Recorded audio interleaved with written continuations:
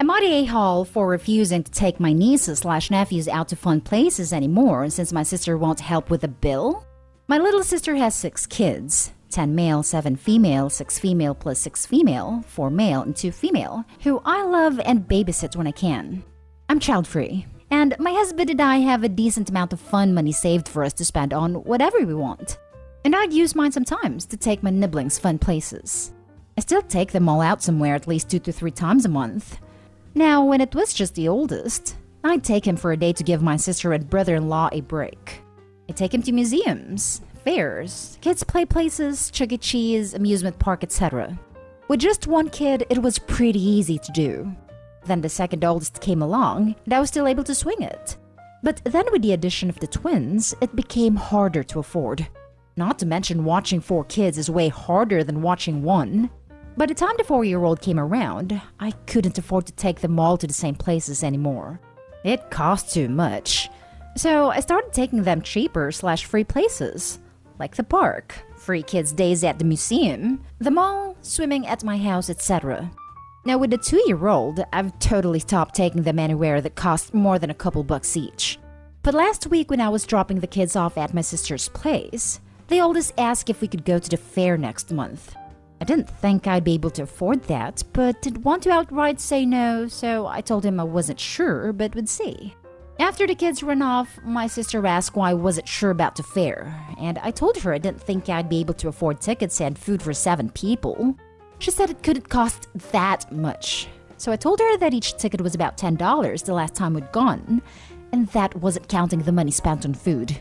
I said I'd be happy to take them all to the fair if she paid for at least the tickets.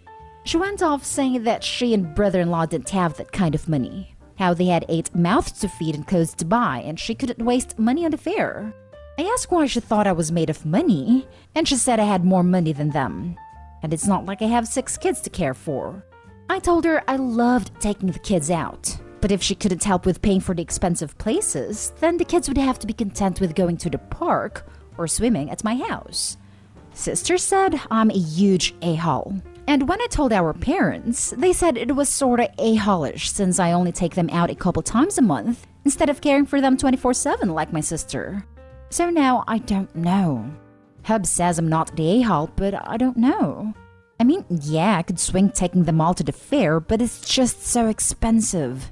Am I the a-hole for asking for help paying? Now for the top comments before reading Opie's little update. Not the a-hole. So if she can't afford places like the fair because of having 8 mouths to feed, why does that responsibility have to fall on you? She's being entitled instead of grateful that you've done as much as you have all these years. Being child-free doesn't mean to have all this disposable income to spend on other people's kids, no matter how much you may love them. Not the a-hole. OP, you take your nieces and nephews out 2 to 3 times a month, which is far more than most aunts and uncles do. And rather than be grateful, your sister is demanding you do more. Your sister is quick to count and spend your money. I think you've found a very wise solution to continue spending treasured time with your nieces and nephews without breaking the bank. You've done nothing wrong at all. It's your sister who's being an unreasonable a-hole. I grew up very close to my aunt and uncle, and some of my fondest memories with them are from when one or both of them babysat us at their house while my parents were both at work. Mom was a part-time worker, so it only happened occasionally that her and my dad's shifts lined up like that, and we'd spend time with them. My brother and I would play ball hockey in the basement with my cousin. We'd play GameCube, etc. They don't need to be taken to expensive places to create a strong relationship and happy memories with you. The fact that you want to be so present in their lives is amazing. Trust me, my aunt and uncle passed away now, but I will always have my love and memories with them. And your nieces and nephews will too, whether you paid to take them somewhere or not. Definitely not the a-hole here. Not the a-hole. If your sister doesn't have that kind of money, maybe they should stop having children. I'd have stopped at the same point as you.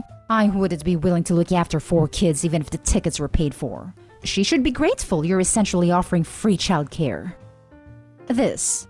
So not only is Opie babysitting 6 children for free, but must also be willing to spend $100 plus as well? 6 kids at the fair may cost $70 to get in, but fair food is also expensive. Plus, I can't even imagine the stress of juggling 6 kids at the fair. Bathrooms alone would be a nightmare. Update. I want to thank everyone for all the amazing comments and DMs. After all the resounding Not Day Hall comments, I've come to the conclusion that I'd become used to my family's treatment of me over the years. I'd always been aware it wasn't really fair, but I put up with it to keep the peace and see my niblings regularly. But I can't keep spending such outrageous amounts of money on kids that aren't even mine anymore. Especially when I'm not even getting a half-assed thank you in return. It's not fair to me. So I called my sister and told her I won't be taking her kids out for fun days for the foreseeable future. I told her that she's been really entitled to expect me to foot the bill to babysit her kids, and if she apologizes sincerely, then I might start taking them out again sometime in the future. But for now, I'm gonna keep my distance. She didn't take it well, and called me a lot of hurtful names before hanging up on me. Not long after, Mom called me and told me I was being selfish and rude. But I snapped at her that she was being rude. Expecting me to pay upwards of hundreds of dollars a month for kids that I didn't give birth to while cuddling my sister was horrible parenting. And I said how sick and tired I was of being treated like free babysitting for my sister just because I never popped out any grandkids for them. And if she and my sister thought taking all the kids out 3 times a month was no big deal, then I'll send her the bill. Which I did. I sent her pictures of the receipts from the last 3 places I took my nieces/nephews, each one being no less than $70. She hasn't called or texted me back. I'll just see what happens. But thanks everyone. Now for the next story. Am I the a-hole for telling my dad to buy stepsister old consoles if he wants her to have them so bad? So I, 16 female, started babysitting 2 years ago. I then moved from that to a retail job back in October. I have saved some money and decided to indulge in getting some vintage consoles. Consoles I missed out on, but see games I want to play. I found places that sell them pretty cheap. I've always been a gamer, and it's the only passion I'm glad I can explore more than the older stuff. Ever since I got a 3DS, not one of the older consoles, but I wasn't allowed to have before, my stepsister, 14 female, has wanted to use them too. Mostly the PlayStation and Nintendo consoles. I have always said no. She's careless and demanding, and to me that's the #1 reason she isn't going to get her hands on them. One day we got into a huge fight over it, and she laid on a guilt trip about siblings always sharing, how I'm her big sister and should include her in this stuff. I told her it wasn't going to work on me. She ran to tell my dad, who has bent over backward for her since he married his wife 5 years ago, and sure enough, he tried to do the same again. He told me they weren't really mine since I was his minor kid, they were his, and he wanted me to share with her. I told him he didn't earn the money, that if he argued about him paying the bills, I could just store them until I move out. He told me to stop being a brat and stop hurting my sister's feelings. I told him if he wanted her to have an older console so much, he needed to go out and buy her one, and let her be careless with that, not with something I paid for. That way, it can be something new to add to the list of things she's broken. Both laptops for virtual learning, the remote for our main TV, the drawer to my desk, 2 of my phones, 6 of her phones, her little keepsake box that my grandparents got for each of us the year my dad married her mom, the family console, 3 discs for video games, and not forget my necklace that my mom bought for me when I was a baby.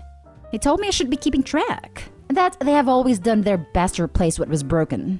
I replied that he and his wife should teach her how to be less destructive, and it's not my job to do it. Then I pointed out not everything could be replaced or fixed easily. He told me I was behaving like a 6-year-old instead of a 16-year-old, and that I had no right to talk back to him. That was 3 weeks ago, and he's still mad about it. Am I the a-hole for how I talked to him? Not the a-hole. You're actually being very reasonable and articulate about the issue, and your dad is being a child. Yes, siblings normally are encouraged to share, but that's a pretty reasonable worry when the person you're sharing with doesn't have respect for someone else's things. He's mad because you're making sense. Plus, it's retro game consoles, which are like sacred. Not the a-hole. Your stepsister destroyed enough things already. You fearing she wouldn't be careful is justified. Store the things and move out. How did they replace something as precious as your mom's gift? They bought one that was like it, but it was never the same. For starters, it was from them and not my mom. I had kept that damn thing safe for 15 years, and then she decides to grab it while I was wearing it and broke the necklace. So she destroyed the necklace from your mom on purpose? Frankly, the whole siblings should always share thing is BS. You're allowed to have your own things, and to set limits in sharing with people who are careless/break stuff.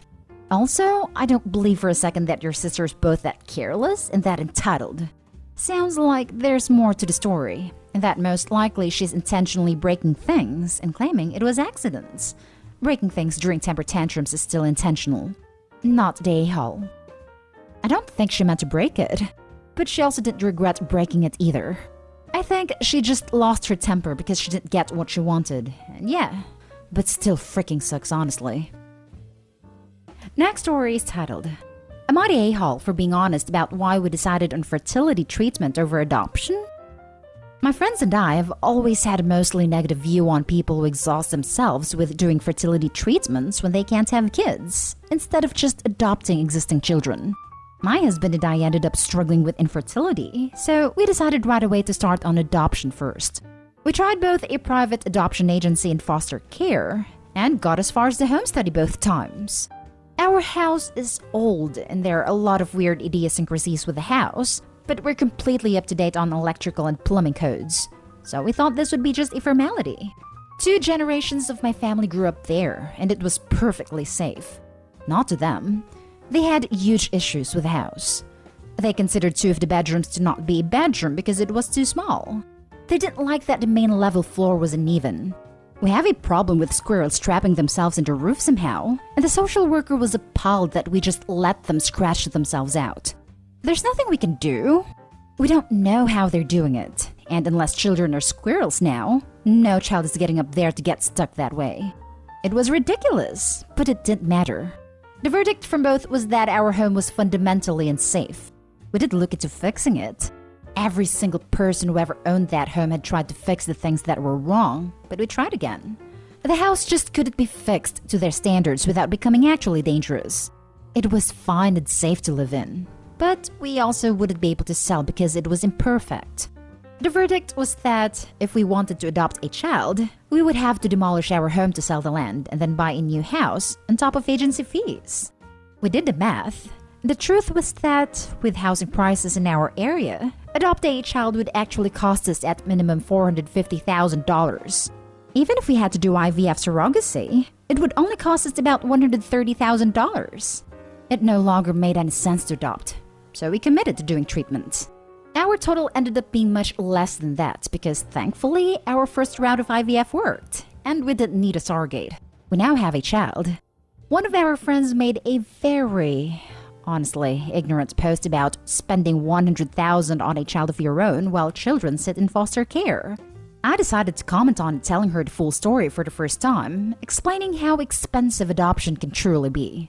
There's been a lot of comments, and now she and some of our friends are now mad at me for making adoption look like a bad and terrible thing. I was just trying to show that there isn't one side to this, and that there are valid reasons to make both choices. Am I the a-hole? Now for the top comments. I think you and all of your friends are horrible people for sitting in judgment about how people handle their own infertility. I think you're doubly bad for not saying, I've had a change of heart after realizing there's so much I don't understand about adoption and IVF. And instead saying, you don't understand. I'm better than others who choose IVF because in my situation, it's okay. Everyone sucks here. I understand that. My opinions have changed and I regret how ignorant I was. Everyone sucks here. You're a part of a group that habitually judges the family planning of others. You can't be surprised when they then judged you. They didn't have the life-changing experience you did, and therefore haven't changed. It sounds like you all need a wake-up call. When friendships are based on othering others in circumstances you can't imagine, they aren't healthy friendships. Think about if this group is worth your time and learn from your mistakes. I'm sorry things were so difficult for you, and hope your pregnancy goes well. A quirky little house with a squirrel attic sounds like the setting for a children's novel. Not the a-hole. 99% of the people who spout just adopt literally have no idea of how adoption and foster to adopt work. None. Now that you've gone through it, you know it's not the easy path that so many seem to think it is. Long story short, I had both my kids via IVF for about $5,000 out of pocket for IVF through hospital births. That $5,000 wouldn't even have covered a lawyer's retainer and a home study if we wanted to adopt. Plus, my IVF treatments involved me, my husband, and my doctor was only concerned with whether or not I could safely carry a pregnancy to term. He didn't care how much I made, what kind of parent he thought I'd be, the state of my marriage, what my house looked like, what my colleagues think of me, etc. For us, IVF was by far the best option. Never judge until you've walked a mile in someone else's shoes. It was ridiculous how much cheaper everything was. I ended up being able to do a home birth with a midwife, so I didn't have the hospital bill. I had been so concerned about the cost, but it was cheaper than I've heard of some people's spontaneous hospital births being. Kind of disturbing, honestly. Now for the last story. Am I the a-hole for choosing not to follow my in-laws' naming tradition for my daughter? My husband, 24 male, and I, 24 female, had our daughter in November. Early in my pregnancy, my husband told me he would let me choose the name because he really struggled to like names, and he didn't want to make the process more complicated than it needed to be. I chose the name the day we found out she was a little girl. I told my husband, he gave me the thumbs up, and I kept it between us, and my best friend who made her engraved baby blanket. Outside of that, nobody else knew. We announced her name the day after she was born. The name was controversial within my husband's family. Our daughter was the first granddaughter, and we did not go with the tradition in their family of naming the first grandson/granddaughter a specific name. To make sure I'm being clear, in my mother-in-law's family, the first male of each generation is named John, for example, and the first female is named Emily. Mother-in-law's oldest grandson is John, but our baby girl is the first granddaughter and was not called Emily. They are very hurt that I would not honor their tradition. It has become a feud because they feel like I disrespected them and that I should have wanted my daughter to carry on a long-held family tradition that means so much to the family, and I have struggled with some guilt since. My husband told them it was our decision, and sooner or later the tradition was going to be broken, and I did nothing wrong. But my mother-in-law, and especially my oldest sister-in-law, the mother of John, have not given up. Sister-in-law claims that by using a different family middle name, a name shared by both a grandmother of his and a grandmother of mine, it was an even bigger middle finger to them. I told them she is mine and my husband's daughter, and our wishes should be respected. They claim it was still a Nahal thing. Am I the a-hole? Not the a-hole. Repeat after me. I'm sorry you feel that way. Call us when you're over it. This. I hope no one in their family wants to document their genealogy.